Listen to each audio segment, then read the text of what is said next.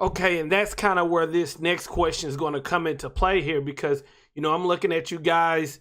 You finished with the bowl win. You got a young quarterback. And then at the end of the year, like you said, a couple changes happened. One of those changes being Rob Likens being let go. So what happened there? Why was he one of the ones that was let go? Well, I think that Herm Edwards really wasn't happy with the direction that the offense was going. And look, I think at the end of the day, maybe you have to put some kind of caveat that you did have a true freshman starting at quarterback in Jaden Daniels, who really put up some great numbers for a true freshman. I think measured very well against other true freshmen around the country playing in the same position. But Herm Edwards just thought that this offense needed to be more creative and really needed to tap into every ounce of talent as a player that Jaden Daniels has.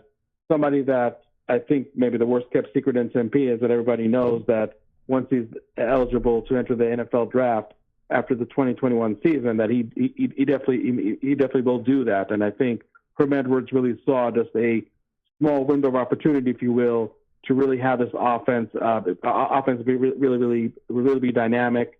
When you look at the talent that Arizona State had this past year, running back like Benjamin, who in 2018 established an all-time school record for rushing yards in a single season. Took somewhat of a dip in 2019, but still, very, very talented running back. You have a wide receiver like Brandon Ayuk, who anybody that does follow the NFL mock drafts knows that this is a wide receiver that even in a pretty deep wide receiver group in the draft, definitely has a good chance of being drafted first round. So Herm Edwards really did not think, in my opinion, that Rob Likens maximized every ounce of talent that Jaden Daniels and the supporting cast did have around him.